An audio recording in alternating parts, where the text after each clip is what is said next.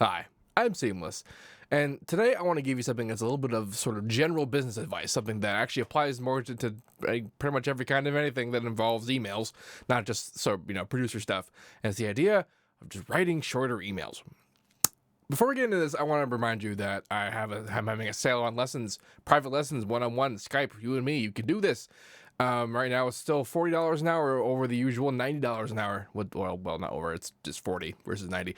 And if you schedule a lesson by the end of May, you can still get that price, which is to say that you can schedule one in September, but as long as the act of scheduling occurs before the end of May, you'll get the current price. And then that September figure is not necessarily all that far off because I'm pretty sure I'm booked until June. So yeah, if you want a lesson, now's the time to do it. Anyway, write shorter emails. I have over the past few years had a particularly interesting perspective on business communication. That is something that like not a single thing could have prepared me for other than just by doing it. And I say it's a bit unique because a few years prior, I was on the other end. I was the guy sending emails to other people to try and do things. And having been now on the side where I am getting the emails from people who want to do things, I have I have advice. I have advice to all of you who send emails to people because you want to do things. This could be demos you're saying to label somewhere. This could be collaboration requests you're saying to other artists. This could be I don't know what other kind of blog stuff, any kind of contact you want to have with someone that you don't really have a relationship with. You probably never talk to them at all ever, and you want to create communication between the two of you. This is honestly how it would work best if you were trying to do it to me. If you want to contact me to do stuff, follow this guide. And it's really just about writing shorter emails. Like, you have your email, it'd be like, hi, I'm this guy. This is what I want to do. This is what I've got. Have a good day. Like, if I get a lot of emails, okay? And the ones that matter are the ones that I have to do stuff to kind of deal with. And even though I've already automated the lesson scheduling process, it obviously isn't perfect, and I have to like confirm things and check stuff. I have an assistant now who actually helps me with this kind of thing, so it's pretty great. But even all the ones that like, the talks I had with Cymatics about how I was gonna, do some videos I've done for them and that kind of stuff. Those kinds of emails involve lots of like, I have to deal with terms and like analyze stuff and just do it and whatever. So like if I get a whole brand new email from someone who wants to do something from out of nothing, and I have any kind of previous experience with this guy at all, and I open up the email and a fucking book stares back at me, I'm not gonna want to read it. I am like legit not gonna read it. I'm gonna look at it and go, and then just like mark it as unread and go to the next email.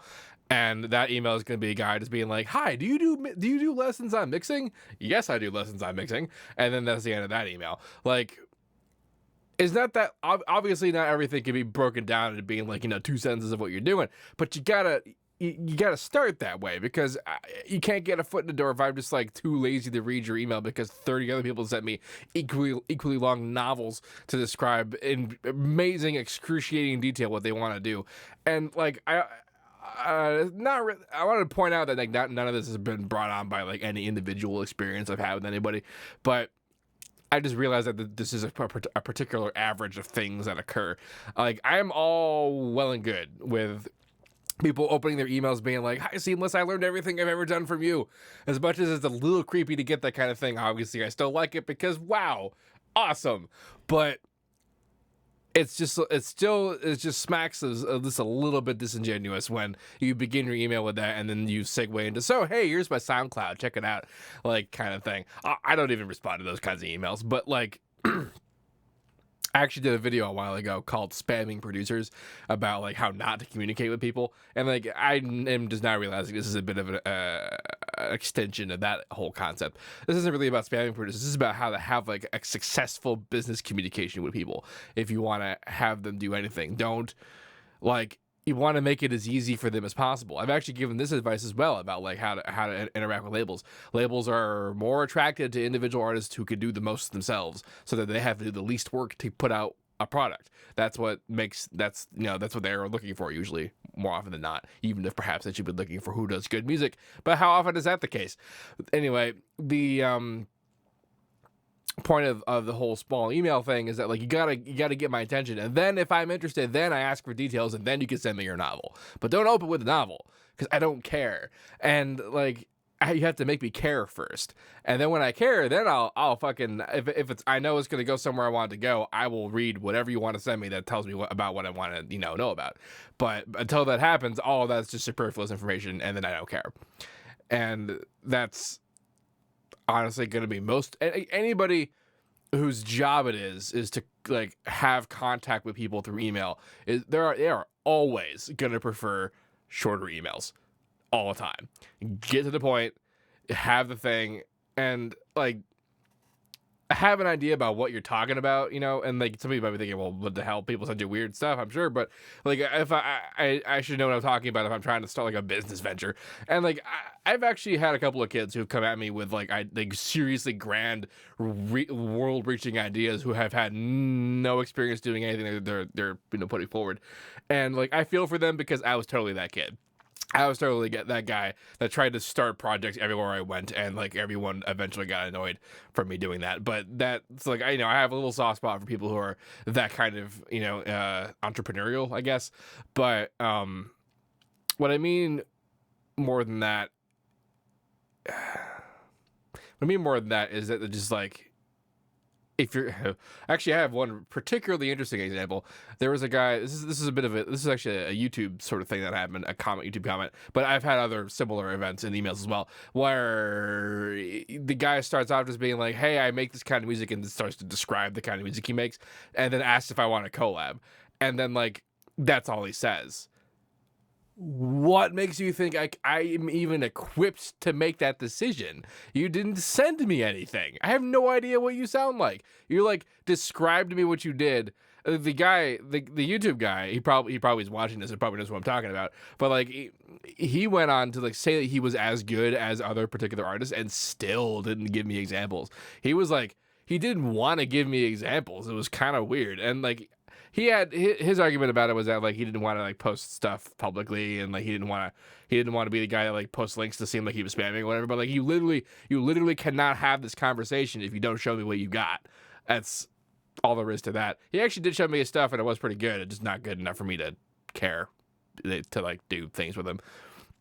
I don't actually think he was even asking for a collab. He was asking to like.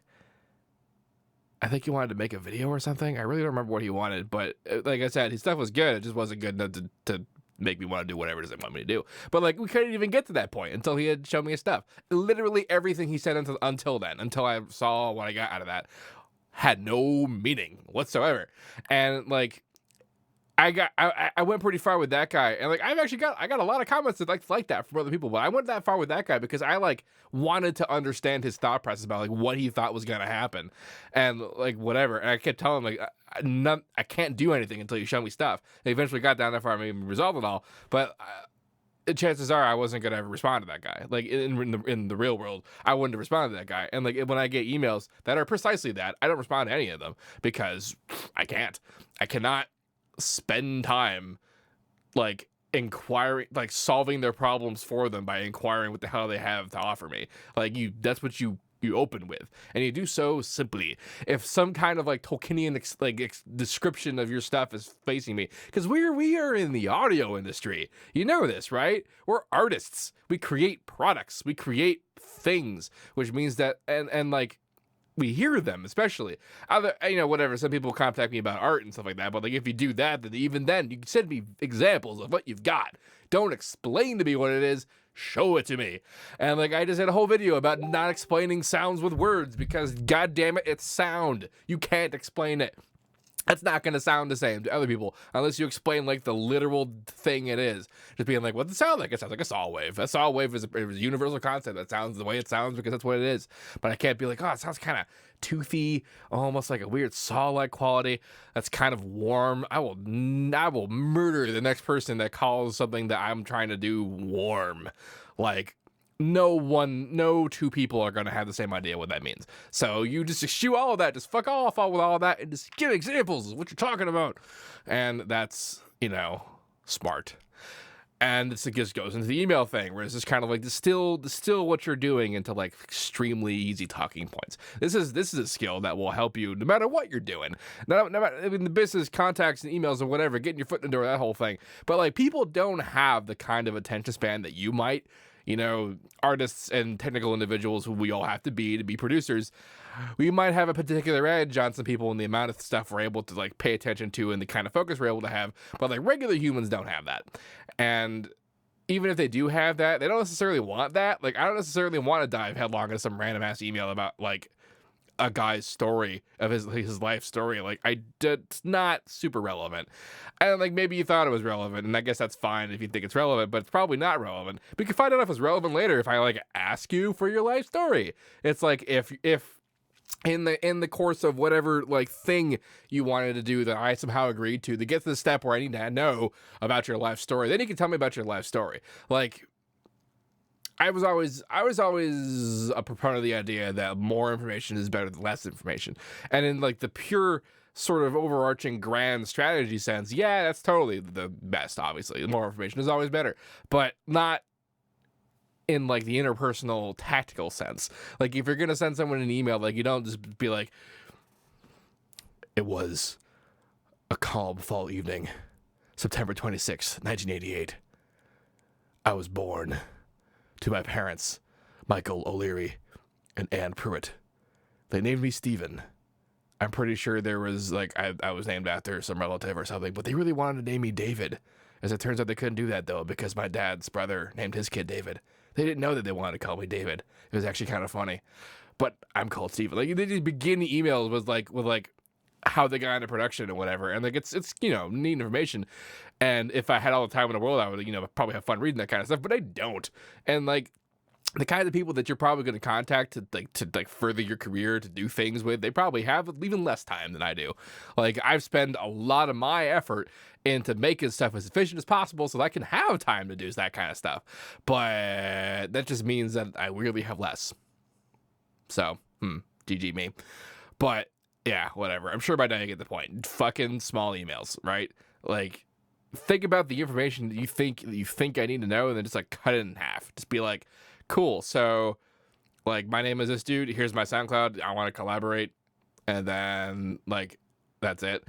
And you might think you need to like sweeten the pot a little bit, because why would I even respond to that, even if that was all there was? But you know, if you gotta sweeten the pot, obviously that's not gonna work. That's probably a bad example, because I'm just not gonna do that to anybody. But whatever. It was a big weird ramble about writing short emails. A lot of things, I guess it's a good skill to learn, because if you can condense everything about what you want to do into as small a space as possible, then you probably understand what you're talking about enough that you can sort of convey the image efficiently.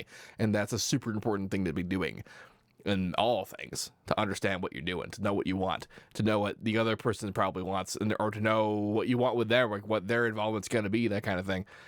Like, yeah. Anyway, if you have any questions about this, please let me know. Don't forget to like, comment, subscribe. Don't forget I'm having a Salon Lessons that ends at June 1st. And as usual, have a nice day.